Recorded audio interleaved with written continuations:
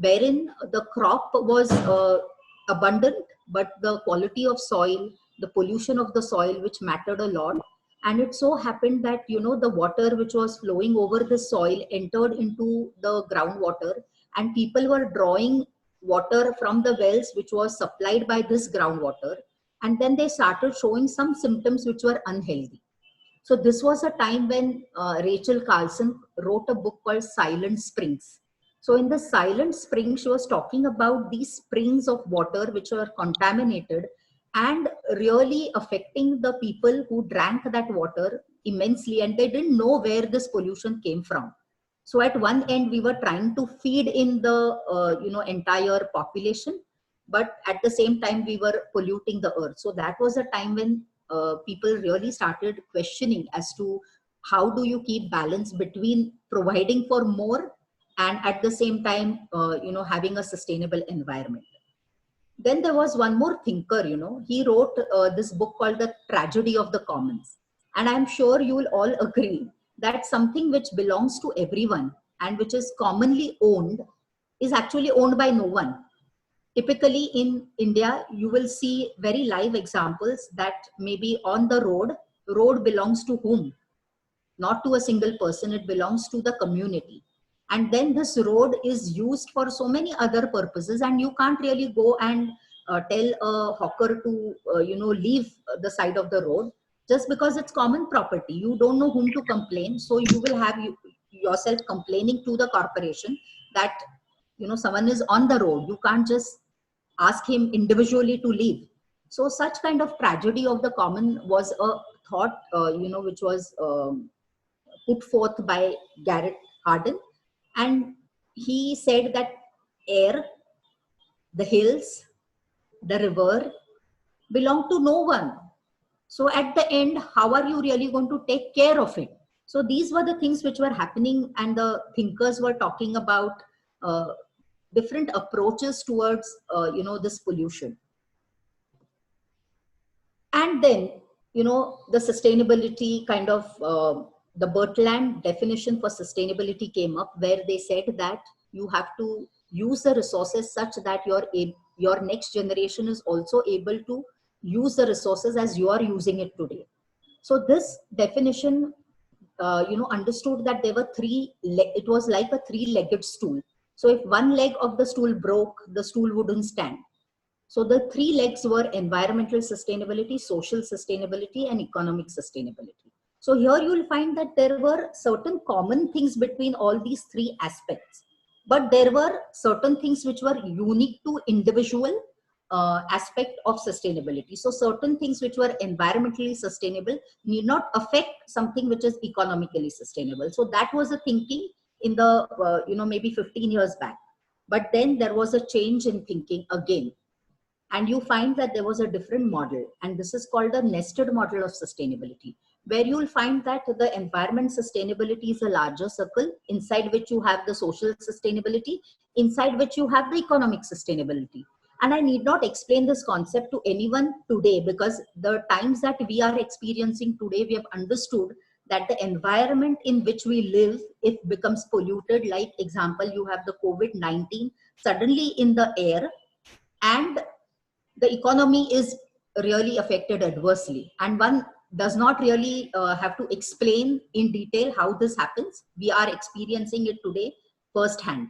So this was a model which was developed around 5 to 10 years back, where they said that if the environment is not healthy, the economy will not be healthy. And similarly, the social aspects, the social culture, the social health of the community will also deteriorate. So this kind of a model says that without environment, nothing can exist. So these are the models, different models on which one started really thinking. And then you have the Sustainable Development Goals, which was formulated by UN, and India is a signatory authority for this kind of an sustainable goals. And when you start reading into it individually, you will realize that they touch your daily life. It is not something which is theory. It is something which we are going to experience day in and day out in the future. But what has this to do with the projects that we build today? Yes, we are talking about climate change. We are talking about, having a good sustainable environment. But are our projects really contributing in any way to this kind of an environment? So let's start looking at it. What has this to do with the projects we build today? So this is what we built, in the earlier times, where we knew that a building, when you started looking at the photographs, you will understand that a building belongs to a place. So it had an identity of its own. If it was in a warm, humid climate, you'll suddenly find that the walls are sheltered because of the roof so that the water doesn't splash on the walls and come inside. Also, it is going to take care of the solar radiation. So it's not only shading the walls from the rain, it's also shading the walls from the solar radiation, not allowing the heat to go in. Similarly, as the roof extends further, there is a space created down below. And then this space is being used by the people, and that is a culture. So you'll realize that, architecture gives rise to culture, wherein in Kerala, you have a coffee table just coming in and people sitting around drinking coffee in the evening. So culture is generated. And finally, how are you building the entire, habitat is with local materials. So when you start looking at the other photographs, you will understand that the architecture, aesthetics, and grammar was influenced a lot by climate, function, availability of materials, and culture. So this is what our precedent was, and we were respecting nature. But something like this happened. Now, what was this? This was modern movement. First time ever that people started living in packed areas, and the industry started growing. Industry started manufacturing implements which could be used in buildings. So you have an escalator coming in, you have an elevator coming in, and then what do you do with this? So architects were grappling as to how the aesthetics of this is going to be now changing with the new advent of technology having a major role to play in the buildings. So you'll find this photograph, it's of Lloyd's building, and there you'll find the elevator at the corner, transparent. So it started becoming a feature and a component of aesthetical grammar of that building. Similarly, on the right hand side, the lower building, it's a Pompidou Center. You find a red dash across the building, and it's a escalator. So technology, aesthetics started going hand in hand, and there was a change in the way people design. Similarly, on top, you find two buildings designed by Le Corbusier.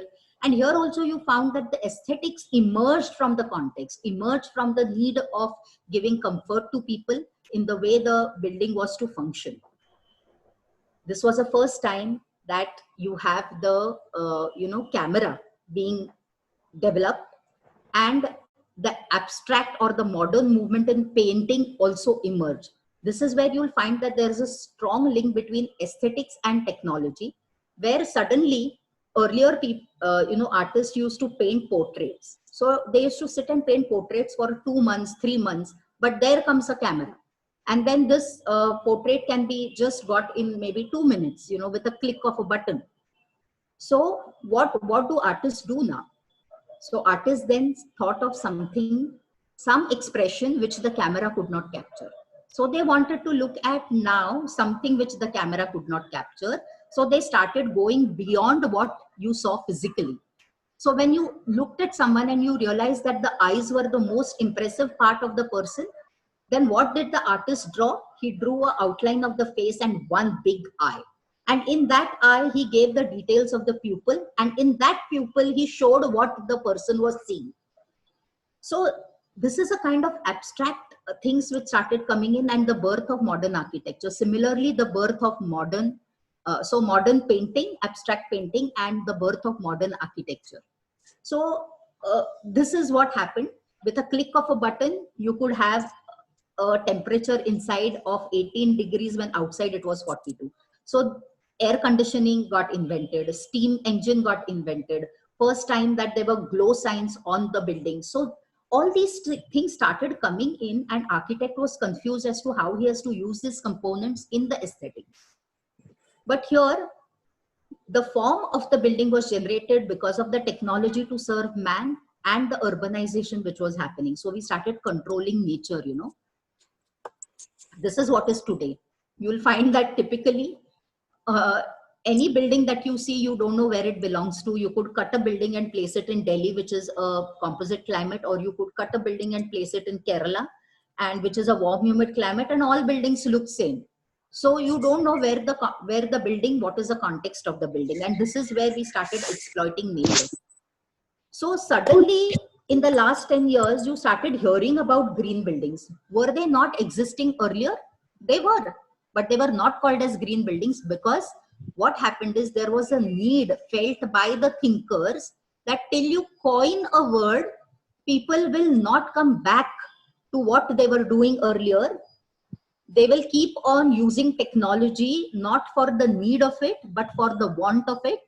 Sitting inside a room, you suddenly switch, click a button, and on one wall you start feeling as if you're on the beach.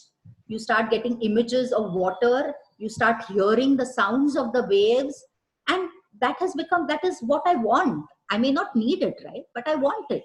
So for people to go back into a sensitive approach, this word was coined, which was green. So this is the need why we suddenly started talking about green buildings. So are green buildings something different? No, they are not. That is sensitive architecture. Green buildings can be defined as sensitive architecture. So then the sustainable outlook, which was something where one started looking into that you have to give comfort to people, because first and foremost, any habitat was built. First time that man built a small habitat for himself, he built it for safety and security. Safety, security, as well as comfort from rain, from sun, from animals. So primary objective of architecture is to create comfort for people. You can't let that go. So how do you create comfort?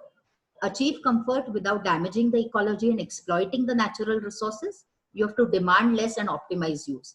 So sustainable buildings generally aim to create comfort for its users, which is a primary objective of architecture, but not at the cost of environment. So if sustainability is infused in building projects right at the design stage and construction stage, it will get locked for the time that the building is being used. So a small little design sensitivity at the drawing board can give you benefits for I don't know how many years till the building exists and gets operated. And sustainability can be infused only if there is a sensitive approach to balance profit, people, and planet. Now, a very simple question: how sustainable are these buildings? And I think those who have, Priya has her audio, so she can answer me. How sustainable are these buildings? Does this building look sustainable to you? The picture, maybe. Does this building look sustainable? We know that it's Suzlon, so you may feel that yes, there's a nice green, water there. I was going to answer, yes. Yeah, okay. Does this building seem... Yeah, the one on top, according to me, it looks as if it's somewhere in Garhwal or somewhere, and it's been made with the local stone. That's what my thinking is. Yeah, correct. So it is in a way sustainable, right? Yes. In a way, the approach towards the use of local materials, the approach towards design of windows could be called as one approach to achieve sustainability. Right? So the third picture that I'm showing you, would that be sustainable? Maybe because there's a lot of green, living green onto the building, it's avoiding the heat that's coming into the building. Also, it's giving you a kind of biodiversity which is hardly available in the urban areas. So this could be one approach towards sustainability. Is this sustainable? Probably yes, because here the approach is to create energy by way of renewable and not pollute the air. So this is one approach of having a sustainable buildings. Is this sustainable? We don't know. But I'll tell you, it's Kuala Lumpur Towers, and it is sustainable because this tower has two rings of this kind. They contract and expand. And when they contract, they close the wind that's coming in. When they expand, they allow the wind that's coming in, because Kuala Lumpur is typically warm and humid. A lot of ventilation will help the inside keep the inside in a comfortable condition. So in different ways, these buildings are sustainable with different approaches. But if I ask you which is the most sustainable, can you give me an answer? So yes, I would ask you, which is the most sustainable of these buildings? Right now, we don't have an answer, right? Each one sustainable in some way with their approach. So now, how do you weigh, how do you measure the greenness of a project or footprint on environment? How do you do that? Is there a way? So therefore, there is a way. We can measure the greenness of a building, not empirically. Not empirically. It is always going to be a comparative way of measuring a building. So green building rating systems can qualitatively, not only quantitatively, qualitatively and quantitatively rate the buildings on the degree of their greenness. So what are we saying? We are not saying empirical formula for how much green it is. It is the degree of greenness. So it evaluates the building over its life cycle for resource consumption, minimal environmental footprint, and health and well-being of the occupants. What are the benefits? Major benefits. So tangible benefits is energy saving, almost 40 to 50%. And when I say energy saving, what does it mean? It means lesser bills to the occupiers, also lesser cost in terms of capital investment for the developers. Because example, if you're talking of cooling your interior space, and you have really taken care of designing using climate responsive principles, then what is going to happen? The tonnage requirement, cooling tonnage requirement for a indoor space will be lesser if you have designed it using climate responsive principles. So which means that lesser the tonnage requirement, lesser the cost, lesser the size of the HVAC unit, therefore lesser the capital investment. So it is going to help not only reduce the cost at the operational phase of the building, but it's also going to reduce your capital cost. Water savings, I'm not going to go into detail. I think my earlier speaker had already given a detail on water savings and how it is going to affect, help or benefit the user as well as someone who is putting up the infrastructure. And intangible benefits, of course, better indoor ambience, daylighting and views, improved health and productivity. And today, in today's context, I think daylight and improved health and productivity are more valuable because we really cannot predict the future. We don't know when another pandemic is going to strike us, right? So in such context, we have to really take care that our buildings are going to be pandemic resistant as well in some way, in offering the occupants better health, improved productivity, and better sunlight and daylight. So green buildings generally as a rating system would look at certain measures that you have to do, which are at the site planning level. For the architects, I need not explain what all goes into site planning, which I will in the later part, but site planning is something you have to look at, climate responsive architecture, appropriate materials and technologies. So I'm not calling them what sustainable materials and technologies, because I feel any material, if used appropriately, is sustainable. Example, one may argue that aluminum is not as sustainable as bamboo. But you have to understand that if you build by bamboo, it's going to last you 25 years. And after that, you have to again invest in the bamboo to create that same infrastructure for more 25 years. If you build with some other material like concrete, it is only one-time investment. So when you are calculating and understanding, appropriate material is more important when you make a choice of the material and the technology, both. Water management, I'm not going to explain. Waste management, of course, you have to also look at how you're managing the waste even at the construction level, not only the waste that is going to be generated by the occupiers in terms of wet waste, but also the waste that you're going to generate when you're constructing. And I'm sure Vishwas Kulkarni sir is already here. He does a very nice presentation where he talks about how you can design to minimize the waste. So when you are designing also, you have to think of what are the available sizes of materials. Maybe if your height is, how do you plan your height of the floor? What is the height of individual component of your walling material? So your design should be based on reducing the waste that is going to be generated during construction.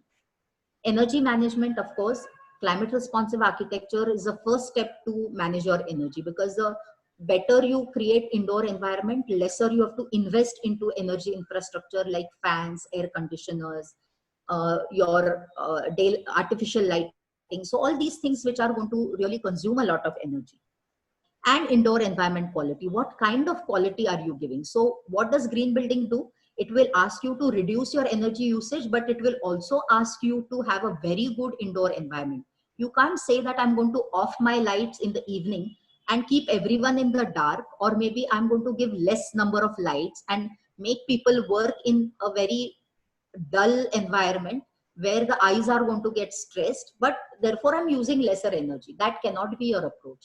So your approach in green building is to give good environment to people, at the same time reduce your energy consumption. So this turns into a green building finally. Now going into the green building rating systems, there are plethora of green building rating systems across the world. You'll find that BREEAM kind of an rating system is used predominantly in UK. LEED is used in US. Green Globes is used in Canada. There is in India you have other, but I'm not going to talk of that right now. Next slide is about what's happening in India. So Estidama Pearl is used in UAE. Then you have Green Star being used in Australia. Then you have CASB being used in Japan. So there are many rating systems right now in India which are being offered for comparing how your building fares in terms of its adverse impact on environment and how good an indoor environment you're creating for the occupiers. So these are the rating systems in India. Typically, major share is by the Indian Green Building Council rating systems that it offers, because it offers plethora of rating systems like IGBC Green Homes to rate a residential building. Then it offers you IGBC maybe hospitality building, IGBC SEZs, IGBC green factories. So for every different typology, they have come out with a different kind of rating, because they understand that the moment the typology changes, the way a person uses the building changes, the way the electrical systems in the building changes, the way the need for windows and the way the need for ventilation changes. So depending on different types of buildings, they have developed different rating systems. What is happening with Griha? Griha is the second in line.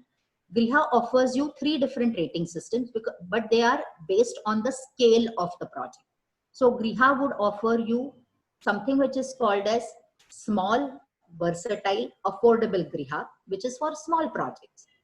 They offer you another variant called Griha, which is for medium scale projects, and they'll offer you something which is for a township kind of a thing, which is called as Griha large developments.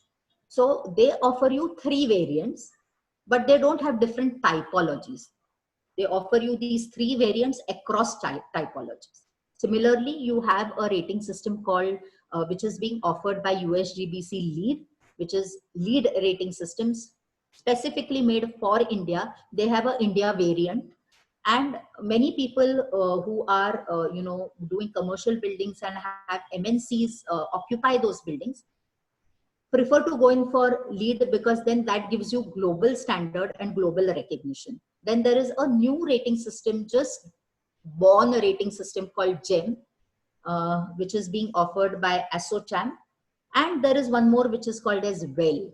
Now this WELL is offered by Delos, and this WELL rating system is only designed to assess the wellness quotient of the building. So it is not only looking at the building envelope and other things, but it's also looking at the air quality. It's looking at if you are going to have say maybe a canteen in the building, then what kind of food should be served in the canteen is also restricted. So everything which offers some benefits of health to a human being are assessed in this WELL rating system. So sustainable sites generally would look at biodiversity conservation, the reduction in soil erosion, water management, land, water, air pollution, and urban heat island reduction. So when I say sustainable sites, these are the things that the rating system looks into. I'm not going to really go into details of this, but you have to understand that these are the areas where one has to really work and see that you are going to have less soil erosion, you are going to generate less urban heat island effect, so on and so forth. Water efficiency, my earlier speaker has already talked of use of reduction of potable water. Then he has also talked of reuse and recycling of water for secondary uses. So you need not use potable water to wash your car. You could use a different standard of treatment for that water, which can be then used to wash your cars. And water efficient landscaping also needs to be thought of. So what kind of species are you going to plant? How are you going to design the landscape so that irrigation management becomes easier? If you have a patch of say maybe a shrub, and then you have a tree can be watered by way of drip, but a patch of shrubs cannot be watered by drip because there are many roots, right, in the soil. So there you may need to put in a micro sprinkler. So when you design, you have to think of what kind of design would need less water in the life of that building or the life of the landscape. Then energy and atmosphere, which I was talking about, where it looks at climate responsive architecture, it looks at building system commissioning. So you must be knowing that air conditioning, if you're going to put in, there are pumps, there are motors, and the duct design, and there are many aspects which have to work in tandem with each other. So when you start looking at how these different systems are working with each other to deliver efficiency, that is called as commissioning. So commissioning also needs to be done if a building has to perform in an efficient way in the operational phase. By merely giving a good efficient air conditioner, if the person is going to keep the doors and windows open and yet put on the air conditioner, you will anyway not use less energy. You are going to use double the energy if you're going to keep your windows and doors open and then on the AC. So certain ways in which you use the building and use the energy system is kind of commissioning.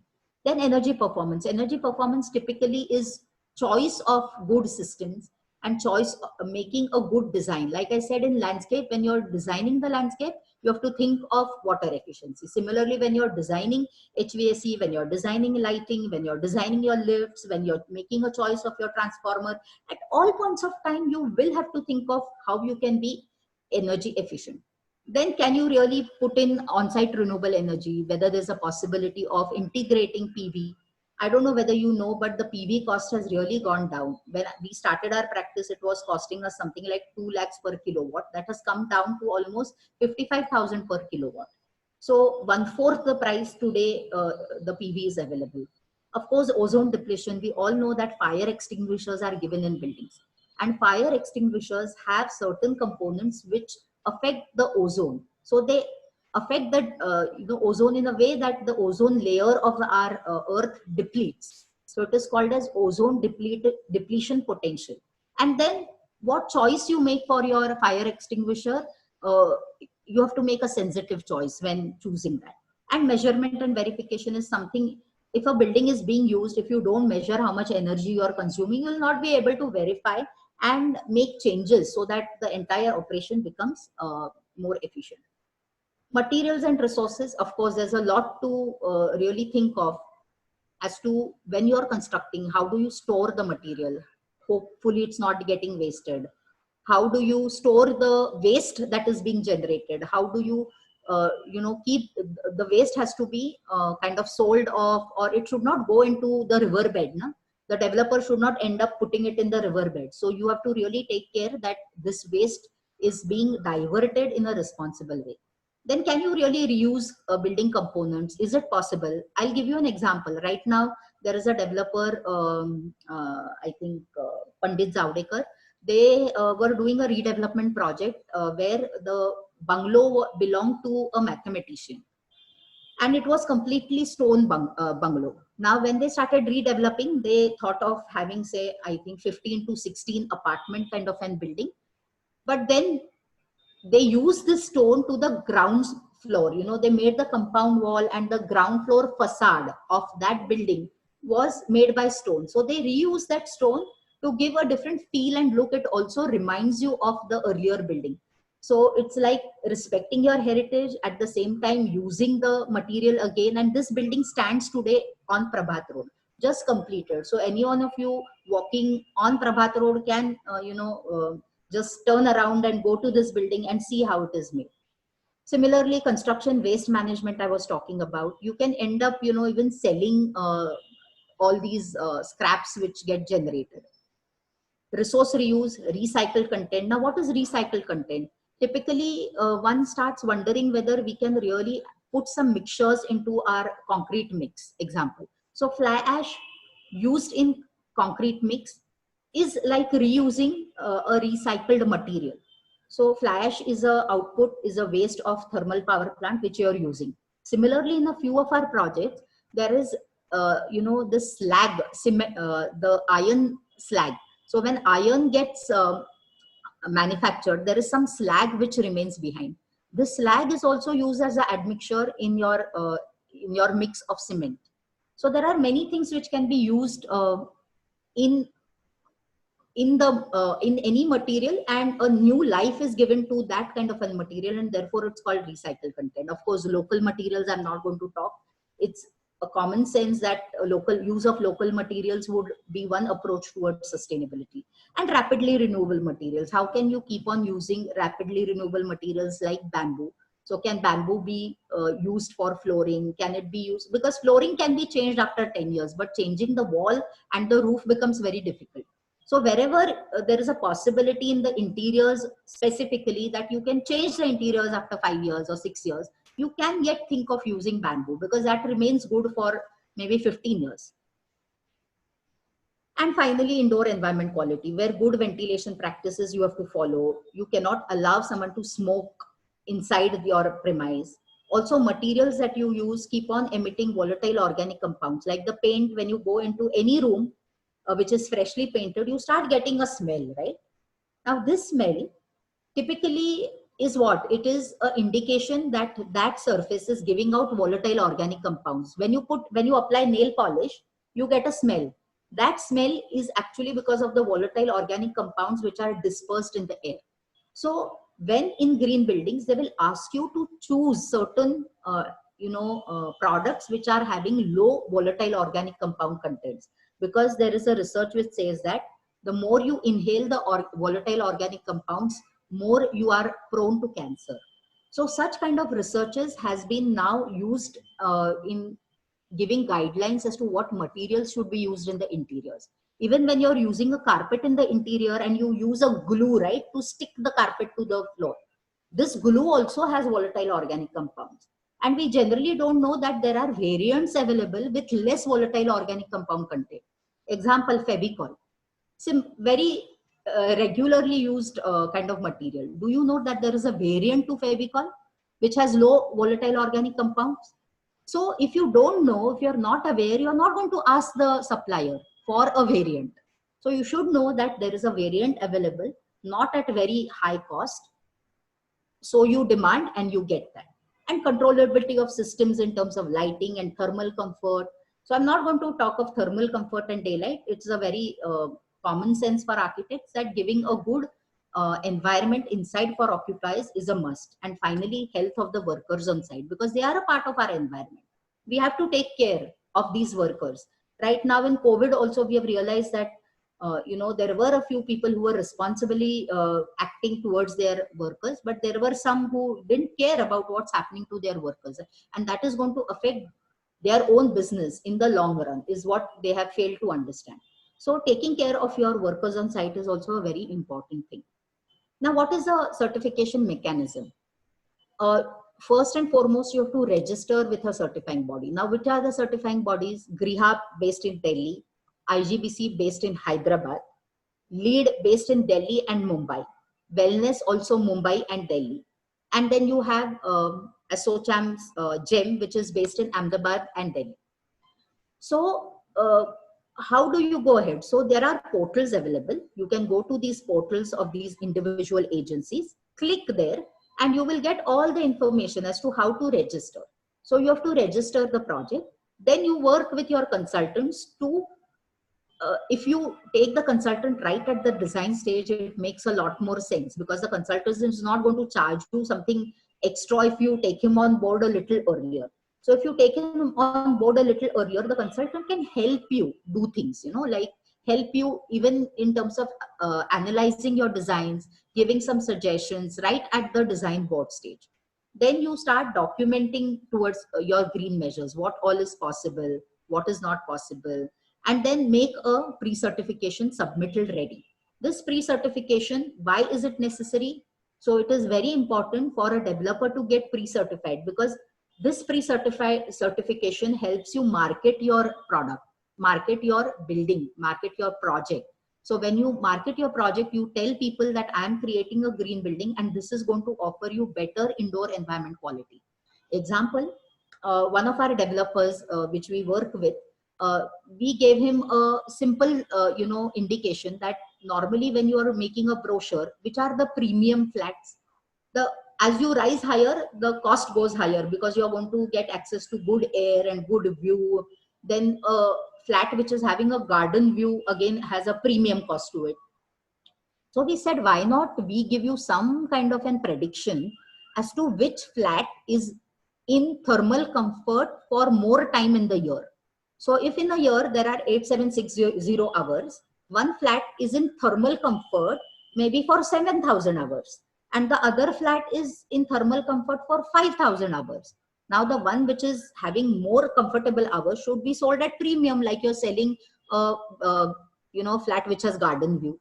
So such kind of things start emerging, new ideas, innovative concepts start coming in when you are looking at the project right at the design stage.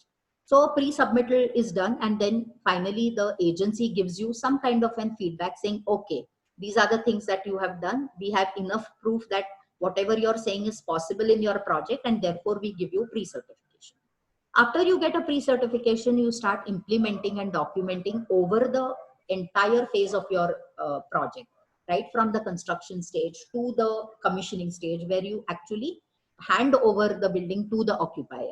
And that is a time just before that you collect all the proofs, create a documentation required for that rating system, because each rating system would demand something different. So their priorities are different, their weightages are different to compare the greenness index of the project. So for if you're doing for Griha, then probably a different set of documentation is required. And if you're doing for IGBC, a separate set is required. You can't use the same set of documents for two different rating systems. Then of course, monitoring and validation, and finally certification is what you get.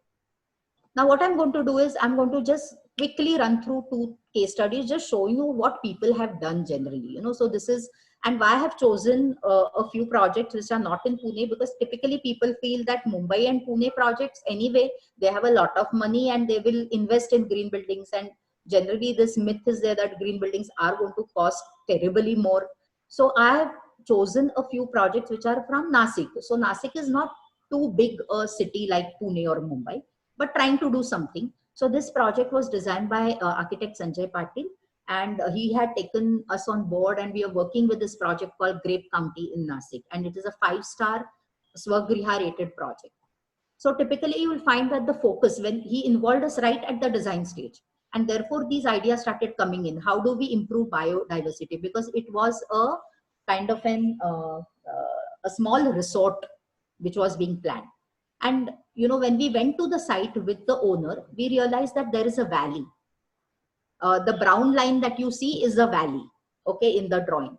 So this valley, we felt that why not use this valley to direct the water and start collecting it at some place. But for that to happen, if we are going to control what is happening on our side of the slope of the valley, what will happen if the other side of the valley slope is being used in a very insensitive way? So when we went there, we actually suggested the owner, that is the architect and us together, we suggested to the owner, why not buy the land on the other side of the valley as well, other slope.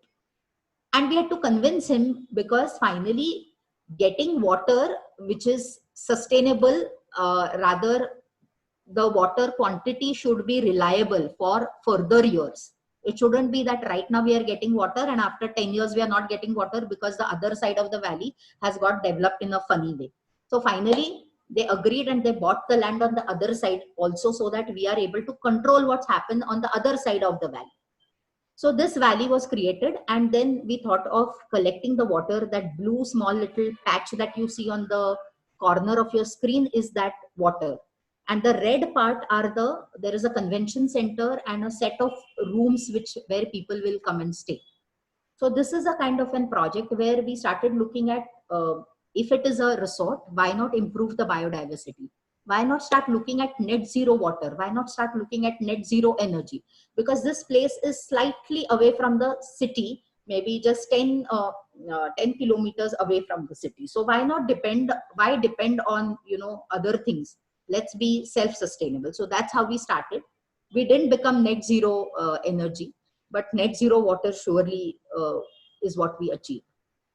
So then this man-made reservoir was the first thing that struck us, and therefore all the planning was done in that way. Jayant Dharak was the landscape architect, and this reservoir of water not only helped increase the water levels in our wells, in the wells that the owner had in his land. Not only that, but it also helped increase the level of water in the nearby villages. So uh, the villagers actually came back and kind of talked to the owner and said, we are really thankful to you. And actually they gave him a letter. So you have this Prashasti Patrak with you, which says that Sadarcha Bandhara बांधल्यामुळे अंबके व अंजनेरी शिवारातील शेतकऱ्यांच्या विहिरींना मुबलक पाणी आले आहे. या बंधाऱ्यात पाणी संचलित होऊन त्यामुळे 60 ते 70 एकर जमीन सिंचनाखाली आल्या आहेत. त्यामुळे या परिसरातील सर्व शेतकरी वर्ग आनंदात आहे. त्यामुळे आपल्याला आमचे गावाच्या वतीने सदरचे प्रशस्ती पत्रक दिले आहे. भविष्यात ही बाब आपण अशाच प्रकारे उपक्रम राबवावेत ज्यामुळे सर्वांना याचा फायदा होईल. आपल्या गावच्या वतीने अभिनंदन. So such kind of things happen. Actually the developer never thought that he's going to help someone else. He was thinking about himself, that how am I going to get water so far away? Am I going to put a line, water line? So I will need to have a source on which I can depend. And this source was, envisaged and predicted way earlier in the life of the design of the project. So then we also started thinking of why not have a reed-based sewage treatment plant which uses very less energy. So this was a slope on our side of the, on this side, resort side of the valley. So such kind of leveling started happening. Then there was a line which was laid. Then, first big stones and things like that, then small gravel, and then, the other media which could hold the plant. So then the plant came in, and this is how it looks. So it almost looks like a hanging garden, now after 4 years back. So now it has really developed and it's turned green, and it has, these levels of nice green plant lushly growing in the valley. So on-site renewable energy, the requirement of the site was somewhere around 100 units. But these people went ahead and installed a plant of 30 kilowatts, which is almost, a net zero energy kind of a building. So entire, the parking area was covered with these solar photovoltaic. So this is how the entire thing looks. On the valley, you'll look at the slope of the valley, and that is where the reed bed system is. So you will not even recognize that it's a sewage treatment plant, and that water gets filtered and then goes into finally the kind of catchment area that we have, and there is a small little bund also which again treats the water. So some few other projects. So we are looking at a very small 16 or 20 room resort, and then suddenly you start talking about a Kannur International Airport. So there you find that for such a big project also there's a lot of study done, and where you start looking at, if you see these cases, base case, case 1, case 2, these are energy simulations that one does to understand what is the energy going to be consumed by this airport. Because I don't know, do you know what is the energy bill of any airport? So in a month, the energy bill may be 1 crore as well. So that is the nature of electricity consumption in an airport. So maybe just 10% of a reduction in energy bill means 10 lakhs of saving. So it is, when the numbers are more, then a slight change in your design, a slight change in the selection of materials, a slight change in the way you select your equipments and design your lighting makes a lot of change. So this is a kind of an project that one goes in for, and this has gone in for LEED Gold rating. Then you have a industrial corporate building designed by Usha Rangarajan. It is called the Escape Corporate Office. Here again, you find that there is a saving of 25 lakhs per year for a very small building. It's not a huge building at all. And also, why this is happening? Because there's a nice, a north light. So the entire interior atrium, which you see, which has also the landscape elements, is being lit by this kind of an lighting system, daylighting system.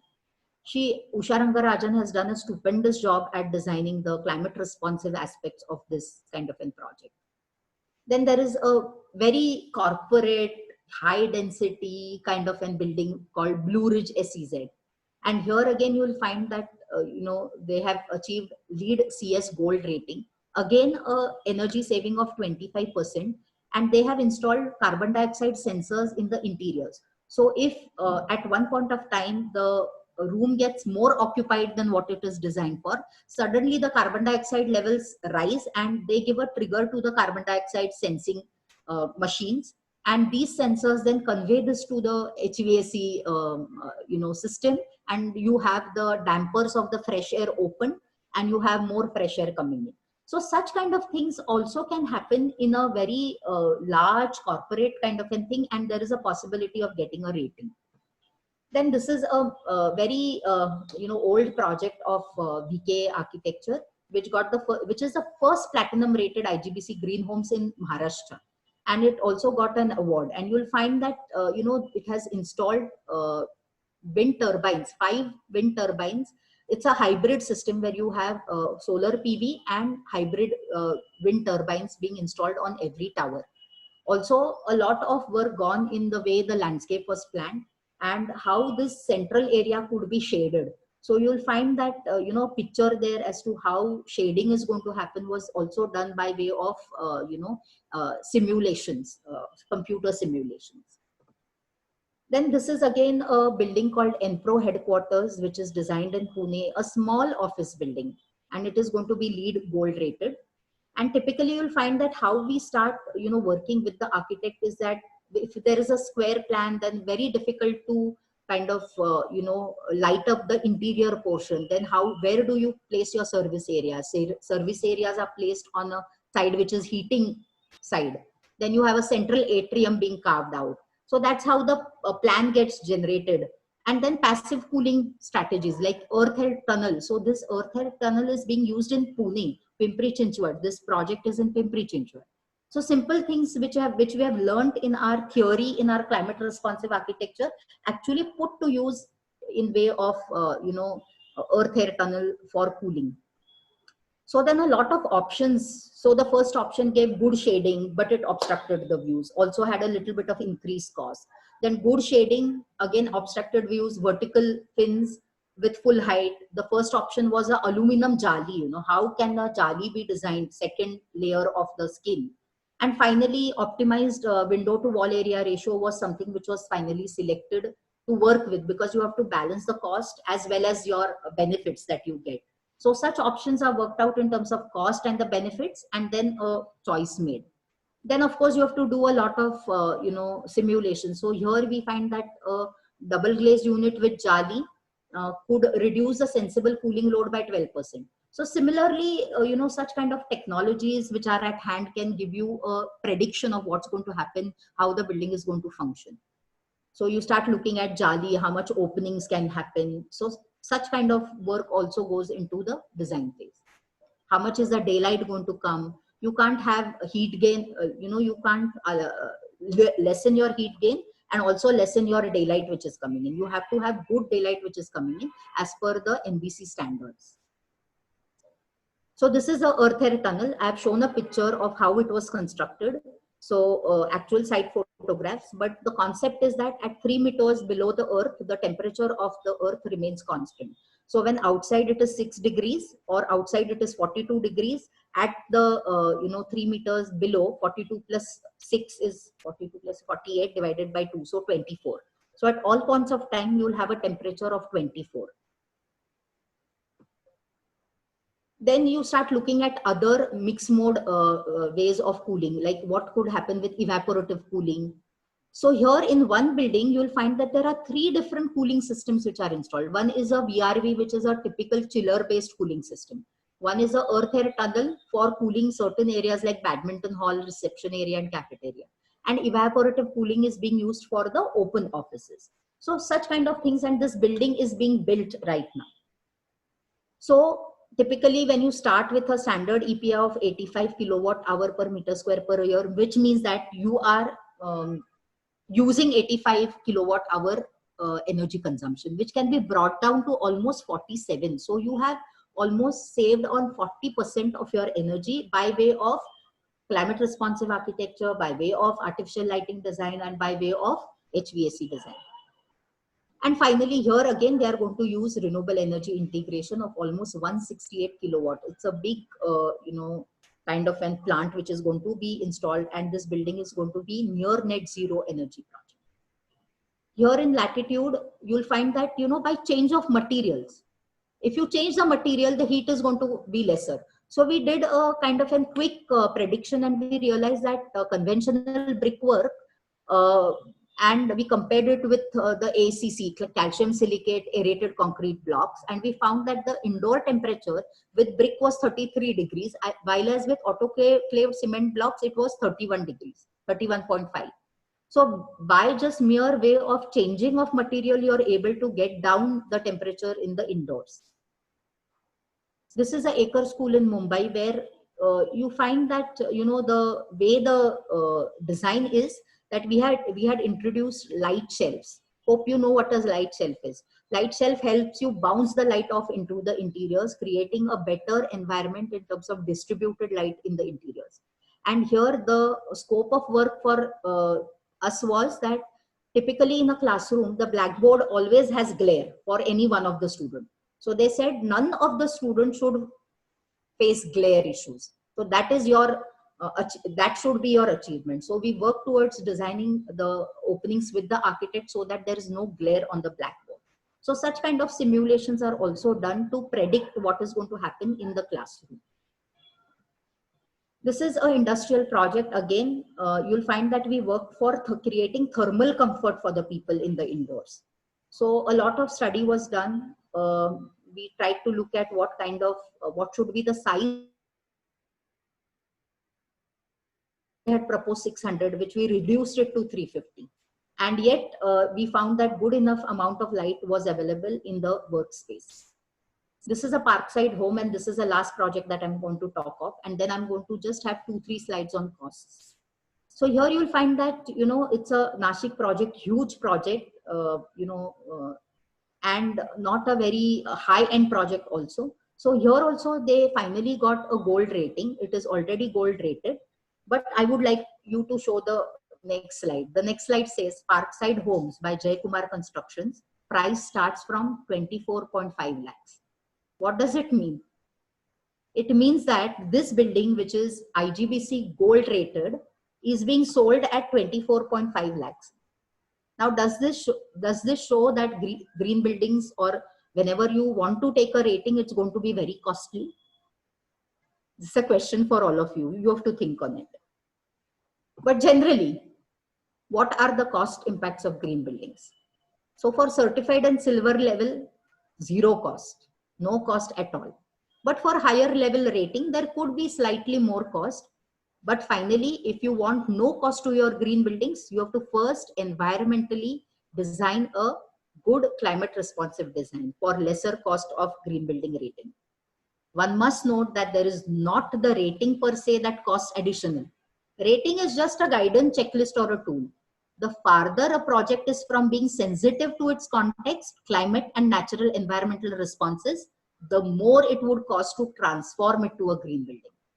So if someone asks me, what is the extra cost for a green building? I would say, first, let me look at your design. If your design is environmentally sustainable, probably no cost. But if it is not, yes, there is going to be cost. So for each one, the answer is going to be different. But you will ask me, am I escaping the question of does it really cost more and how much? I'm not, because I'm going to show you one more slide. Typically, any building which has to go for an environmental clearance, very less to do additionally for getting a green building certificate. So that's one. And second, if you want to go gold and 3-star above for Griha, then for a small project, the cost increases by 60 to 70 rupees per square feet. If the project area is more than 25,000 to 2,500 to 20,000, 35 to 50. And if it is a large project, then just 5 to 15 rupees per square feet. So I'm not saying that it doesn't cost more. For certified and silver, no cost. If you want to go in for gold or platinum, slightly there is going to be a cost, but understand that this cost is going to be repaid back to you over the lifetime, because the cost has gone in providing maybe a renewable photovoltaic system, which is going to actually incur less a cost in terms of your expenses in the years to come. So what should be the design process generally for infusing sustainability? First is a design share right at the conceptual stage with everyone together, each one pulling each other in terms of achieving the best for the project. Then you have to have a sustainability vision, because even if you don't achieve, you try to go near to that. So you have a carbon neutral vision, or you have a net zero energy vision. If I have a net zero waste vision, it could be any vision, but you have to have a target for you to drive your decision towards that. Then you have to detail for sustainability in terms of water, energy, and waste. Then finally, not stop there, you have to incorporate all these measures in the construction drawings. Otherwise, whatever is on the concept board does not get translated into construction drawings. Finally, practicing environmental sensitive measures even during construction is required. Educating the occupants, because if they are not going to use the infrastructure which is created green in a green way, in a sensitive way, in an appropriate way, the building is going to render insensitive, or rather not green. Finally, monitor sustainable practices and then get recognized by third-party organizations. So that's the last thing on your mind. I think getting a green building certificate should be the last thing on your mind. You should start thinking of having a vision for sustainability. And then if you want a brand, if you want it recognized, then you can go for a green building rating. Otherwise, the guidelines can be used even at the design stage. Yeah, so a lot of brainstorming. Look back to your culture, try to seek from that. I would say green building is nothing different than sensitive architecture.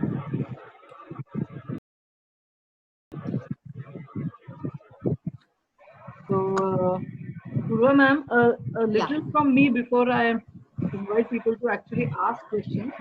Number one feedback that I have as an architect or as a journalist is that I got tremendous knowledge from this. Uh, I think this 1 hour has taught me a lot in the time and the way you put the presentation, literally from A to Z. So I'm very grateful to you for that. There's a lot that I know now. Second is that there is some amount of relief also, because I find that not only is this doable, but it's simple to do.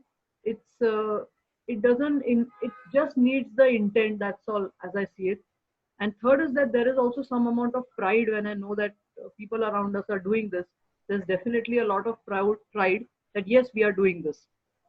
One question that I have is that you mentioned that one has to be sensitive to all this. Yes, definitely. But as far as the accreditations or the certifications are concerned, are they optional? Are they mandatory? Are they a little of both? They are not mandatory at all. They are all voluntary.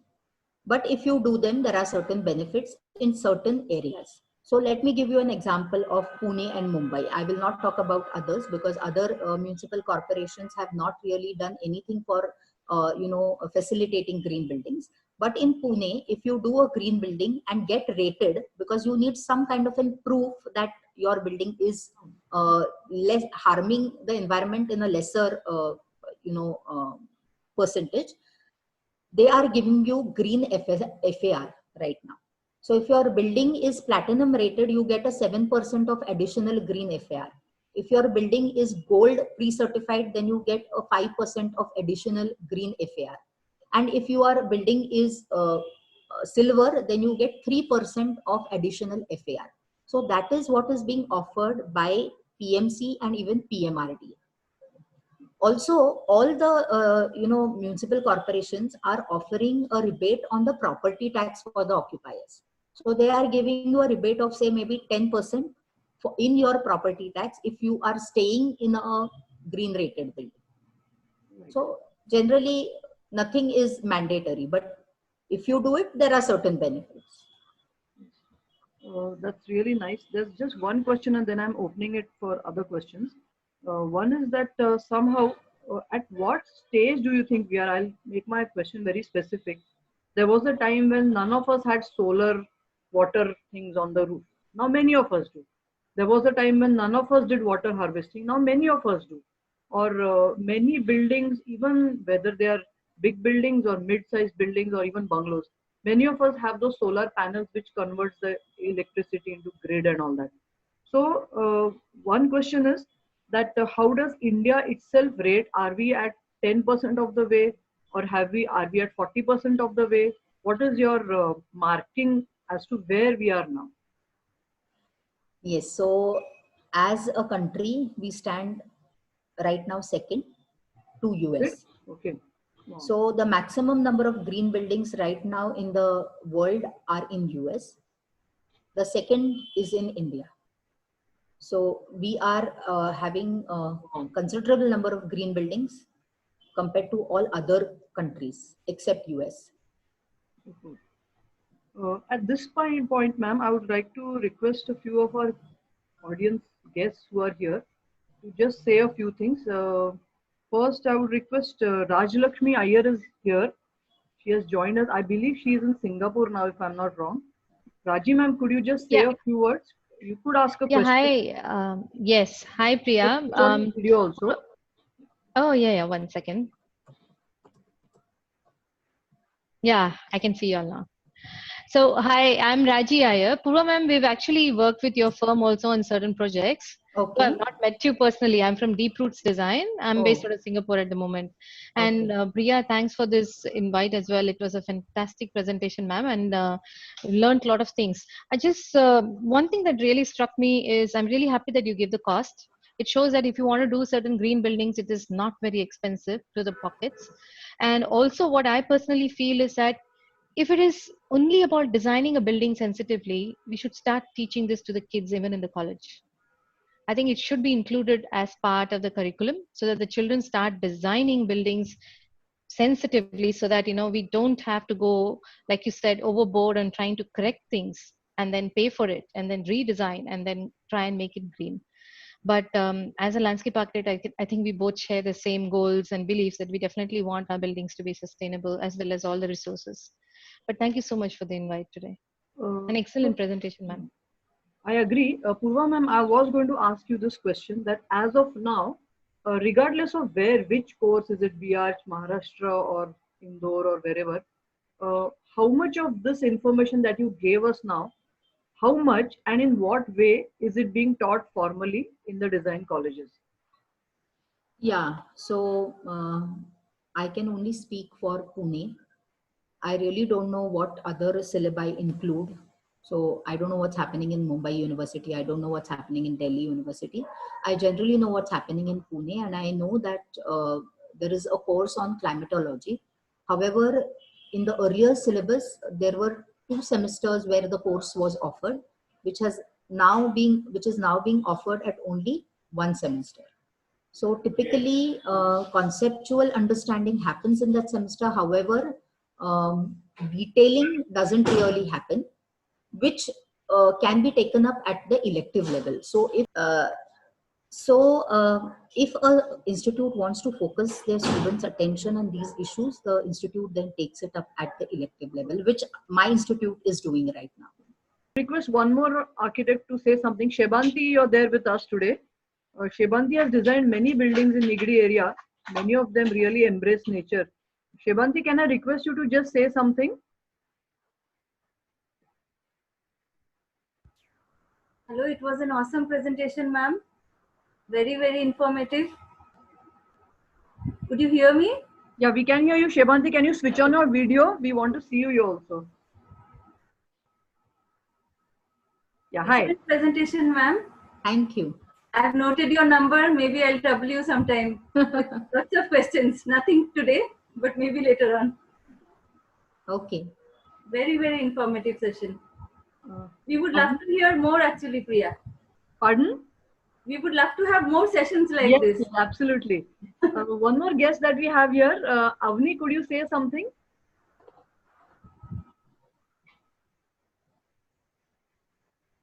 Hi, I was very glad to hear Purva ma'am. She really gave a amazing, insightful presentation.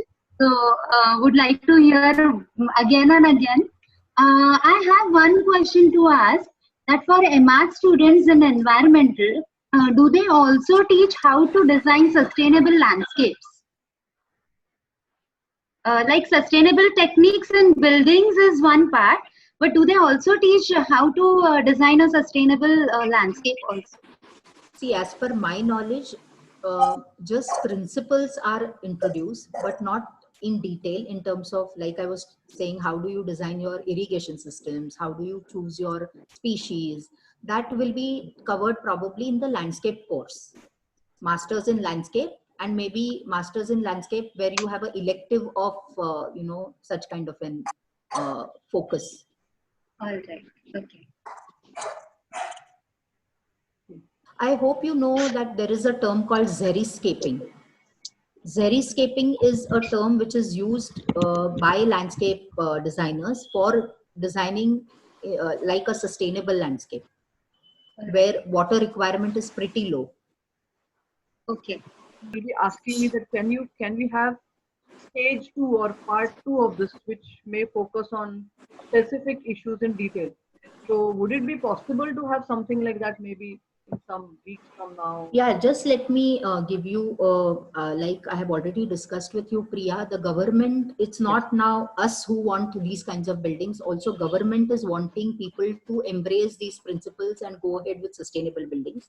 So, Ministry of Power, Bureau of Energy Efficiency has come out with a guideline called Eco Nivas Sanhita, which is the energy conservation building code for residential buildings. So they have these two different codes. One is for commercial buildings and one is for residential buildings. And this is where they want, people to know more about such kind of guidelines, and very specific, as you rightly said, very specific to residential buildings and very specific to commercial buildings as to what one can do to achieve energy efficiency specifically. So such kind of, training sessions will be made available by the government, and once I get to know about that, I will surely inform you, Priya, and through this forum we can even give one more presentation on such specific codes which are going to be mandated by Maharashtra government in the future. Okay. Which will be helpful for all the professionals to know well in advance before they become mandatory. I must thank everybody who has come here. I must thank Amol Daivatkar, who has brought students also here. So we couldn't hear him talking because of the connectivity problem. Amol, can you just wave once more? Can you hear me right now? We can hear you very well. I can hear you. Can you hear Please me? go on. Yes, please go on. Okay. Purva ma'am, thanks a lot. And most important that you are sharing the information which students needs a lot nowadays.